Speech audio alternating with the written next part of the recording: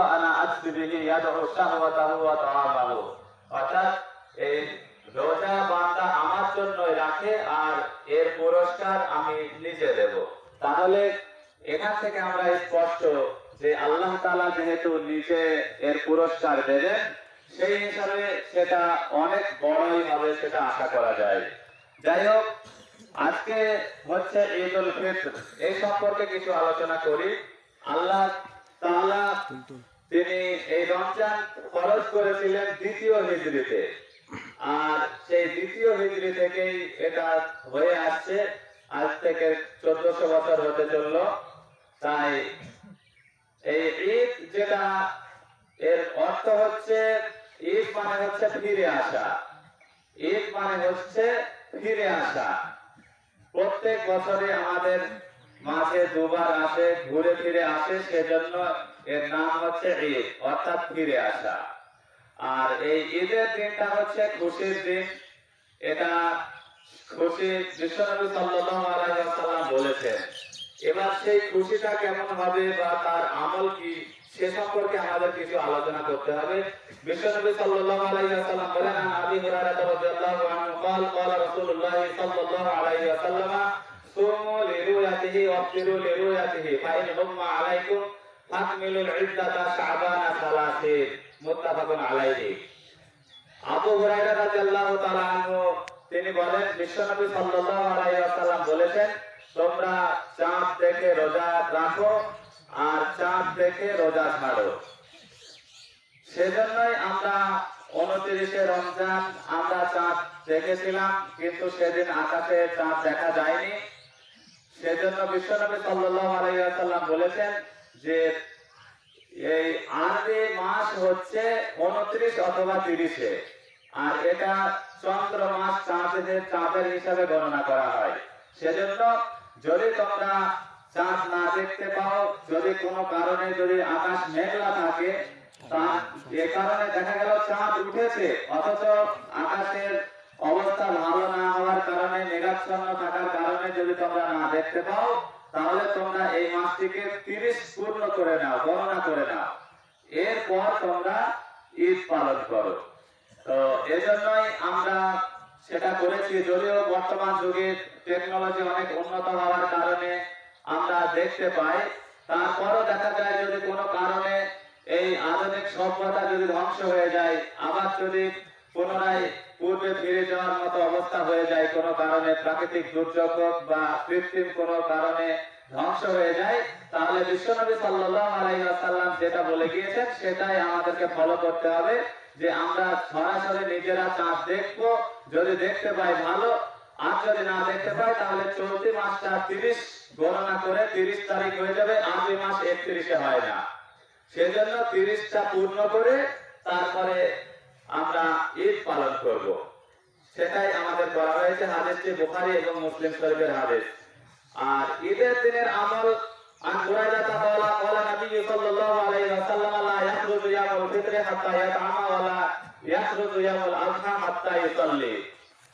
বিশ্বনবী সাল্লাল্লাহু আলাইহি ওয়াসাল্লামের সাহাবী বুরাইদা রাদিয়াল্লাহু তাআলা আনহু বলেন যে বিশ্বনবী সাল্লাল্লাহু আলাইহি ওয়াসাল্লাম তিনি ঈদুল ফিতরের দিন কোনো কিছু না খেয়ে বের হতেন না, আর ঈদুল আজহার দিন তিনি নামাজ না পড়া পর্যন্ত কোনো কিছু খেতেন না। হাদিসটি আছে তিরমিজি, ইবনে মাজাহ এবং দারমিতে। ওয়ান জাবির রাদিয়াল্লাহু আনহু قال صليت مع رسول الله صلى الله عليه وسلم العيدين غير مرة ولا مرتين। বিশ্বনবী সাল্লাল্লাহু আলাইহি ওয়াসাল্লামের অন্য একজন সাহাবী জাবের বিন সামরা রাদিয়াল্লাহু তাআলা আনহু তিনি বলেন, আমি বিশ্বনবী সাল্লাল্লাহু আলাইহি ওয়াসাল্লামের সাথে একবার দুইবার নয় অনেকবার ঈদের নামাজ আদায় করেছি, বেগাইরি আযানিন ওয়ালা ইকামাতিন।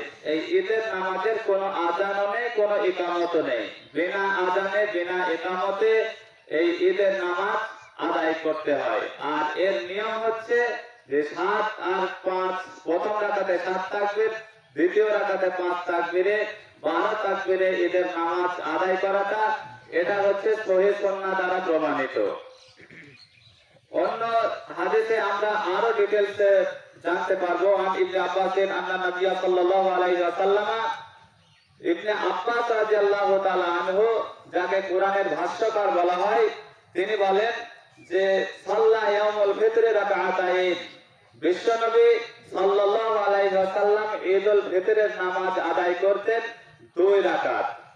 আর লাম ইউসাল্লি ক্বাবলাহুমা ওয়ালা বা'দাহুমা, তার আগে এবং পরে কোনো নামাজ আদায় করতেন না।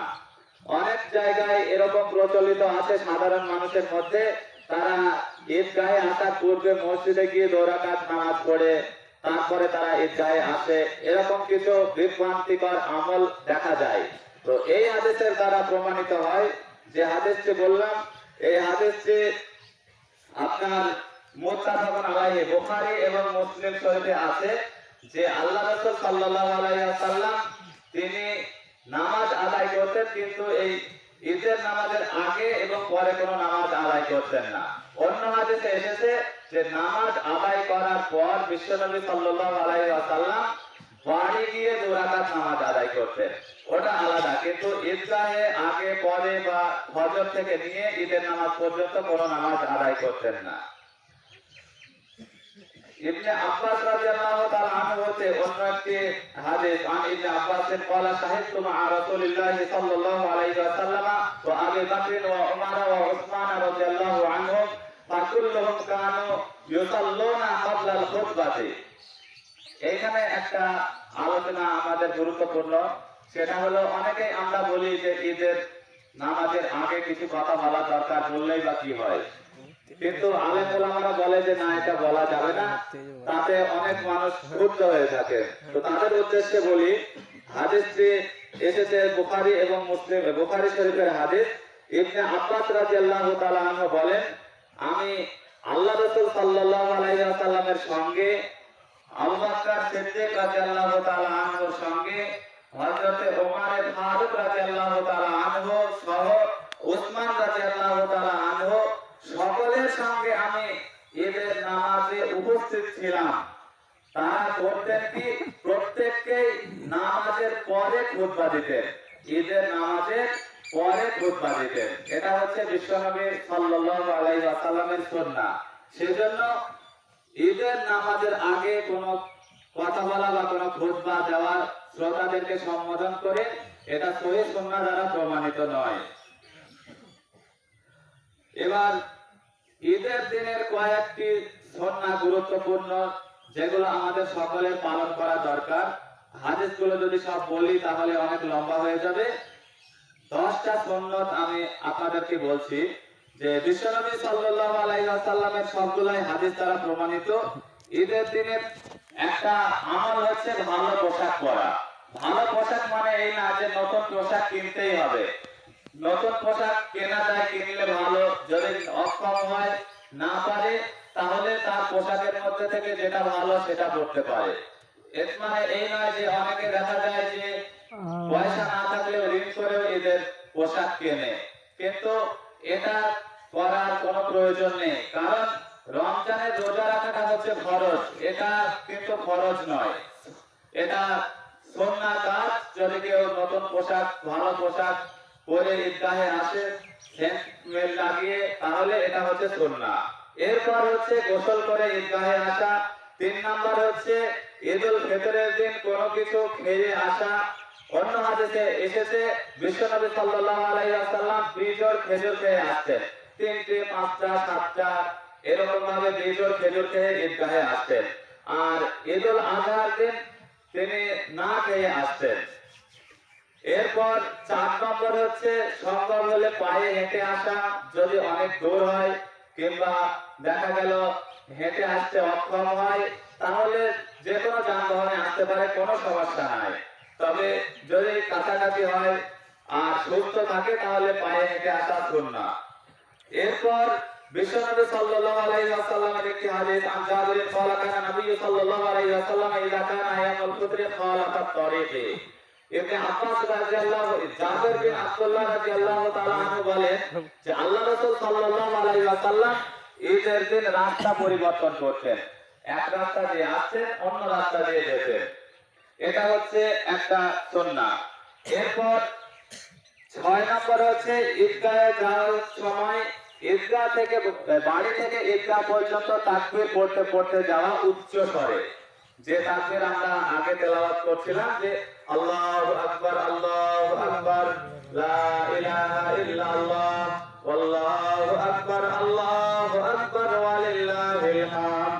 ঈদগাহে আসার সময় এবং ঈদগাহ থেকে বাড়ি যাওয়ার সময় উচ্চ স্বরে এই তাকবীর পাঠ করতে করতে যাওয়া আসা, এটা হচ্ছে সুন্নাহ।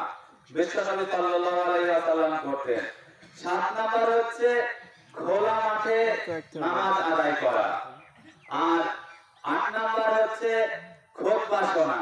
বিশ্বনবী সাল্লাল্লাহু আলাইহি ওয়াসাল্লাম ঈদের দিন সর্বপ্রথম ঈদগাহে এসে কোনো কিছু করতেন না, টাইম হলে নামাজ পড়তেন। নামাজ আদায় করার পর সর্বপ্রথম তিনি খুতবা দিতেন শ্রোতাদের উদ্দেশ্যে।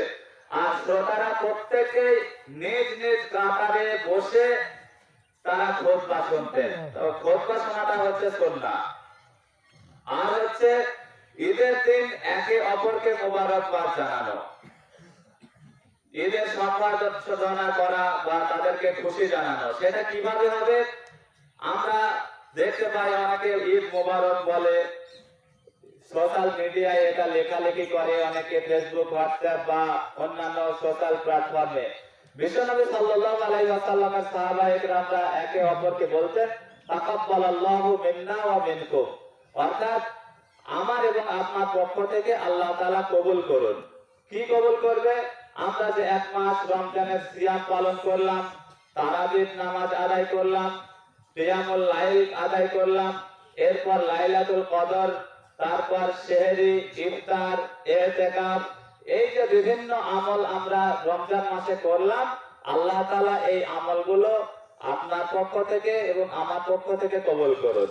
তো এটাই বলা হয় সুন্নাহ। তবে কেউ যদি ঈদ মোবারক বলে তাতে এটা না বলাটাই ভালো।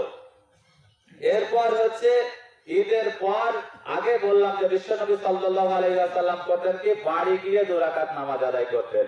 তো যদি কেউ চায়, ইচ্ছা করে ঈদগাহ থেকে গিয়ে বাড়ি গিয়ে 2 রাকাত নামাজ পড়া, এটা হচ্ছে সুন্নাহ। এটা কিন্তু দুটো হাদিসের মধ্যে যে একটা আরেকটার বিরুদ্ধে নয় বা সাংঘর্ষিক নয়। যে আগে বললাম যে আল্লাহ রাসূল সাল্লাল্লাহু আলাইহি ওয়াসাল্লাম ঈদের নামাজের আগে পরে কোনো নামাজ পড়তেন না, ওটা সহিহ হাদিস আর এটাও সহিহ হাদিস। এটা বলা হয়েছে বাড়ি গিয়ে। অতএব এই 10টি আমল হচ্ছে ঈদগাহের আমল, ঈদের দিনের আমল। তো এই আমলগুলো আমাদের করার দরকার আর এটাই করতে হবে। আর কিছু কথা, এই ঈদটা কিভাবে আমরা পালন করব সে সম্পর্কে কয়েকটি কথা আমি বলে দিই। যে বিশ্বনবী সাল্লাল্লাহু আলাইহি ওয়াসাল্লাম হাদিসে বলেছেন মান তাশাব্বাহা বিকওমিন ফাহুয়া মিনহুম। এই আলোচনাটা যদিও আমরা মসজিদে করেছিলাম, হয়তো এখানে গ্রামের সকলেই আছেন, সেজন্য আরেকবার সেই কথাটা বলে দিই যে যে যাদের অনুসরণ করবে তারা তাদের অন্তর্ভুক্ত।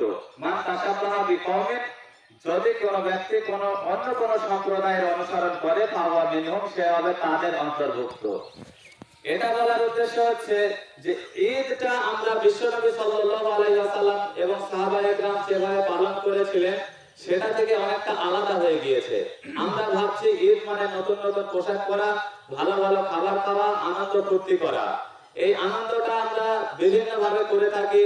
কেউ বম ফাটায়, পটকা ফাটায়, তারপর বিভিন্ন ধরনের সাজানো, বাড়িতে গেট করা থেকে শুরু করে বাড়ি সাজানো, তারপর বিভিন্ন ধরনের কালারিং লাইটিং করা, এই ধরনের বিভিন্ন কিছু করা বা যত কিছু আছে এই পারপাসে 10টা সুন্নাহ যে বলা হলো ঈদের দিনের, এইগুলোর বাইরে অতিরিক্ত যেগুলো করা সেগুলো কিন্তু শরীয়ত সাপোর্ট করে না। এরপর বাইরে ঘুরতে যাওয়া, এই যে ঈদের পর ইয়াং ছেলেরা এবং ইয়াং মেয়েরা সব বের হবে। আজকাল বিবাহিতরাও বেরোতে শুরু করেছে, না হলে মনে হয় মডার্ন হয় না। এটা কিন্তু ঠিক নয়। কারণ হচ্ছে এই ঈদের দিনে বেপরোয়াভাবে বাইক চালানোর কারণে অসংখ্য জীবন চলে যায়, অনেক ছেলে মারা যায়। অনেক দেখা যায় যে খবর পাওয়া গিয়েছে যে একটা বাপের একটাই ছেলে মারা গিয়েছে, 2 জন যাচ্ছিল সঙ্গে সঙ্গে স্পট ডেথ, তারপর 3 জন করে বসেছিল, মুখোমুখি সংঘর্ষ হয়ে 6 জনায় শেষ, এরকম ঘটনা পাওয়া যায়। তো অকালে এই ধরনের প্রাণগুলো চলে যায় বা গাড়ির ধাক্কায়।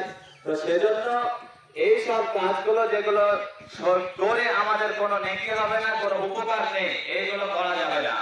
আর বেপরোয়া হবে আমরা যারা আছি, কারো মেয়ে, কারো বোন, কারো বা নাতনি বা এই ধরনের অনেক কিছু যারা আছে, তাদেরকে ঈদের দিন বেপরোয়া ভাবে বাড়ি থেকে বের হতে দেবেন না। তার কারণ হচ্ছে এটা করলে খুব ক্ষতি হবে, বড় ক্ষতি হবে।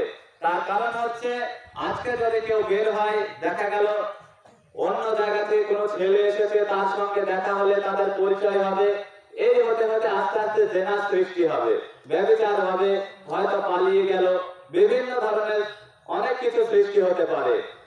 এগুলো যদি না হয় তাহলে পর্দার খেলাফ হবে। মহিলাদেরকে কি করতে হবে? পর্দায় থাকতে হবে, বেগানা পুরুষ থেকে তাদের আলাদা থাকতে হবে, এবং পুরুষদেরও কাজ হচ্ছে, উচিত হচ্ছে তাদের বেগানা নারীর থেকে দূরে থাকা। আল্লাহ তাআলা সূরা নূরে এই ব্যাপারে ডিটেইলস আলোচনা করেছেন যে তুমি মুমিন পুরুষদেরকে বলো তারা দৃষ্টি অবনত রাখে, তারা যেন বেগানা নারীদের দিকে না দেখে। মুমিন নারীদেরকেও বলা হয়েছে। তাহলে যদি ঈদের দিনে এই যে সুন্দর সুন্দর পোশাক পরে যদি রাস্তাঘাটে বের হয় আর ঘুরতে যায়, তাহলে কি সেই কোরআনের এই আয়াতগুলোর আমল হবে? কোনোদিনই হবে না।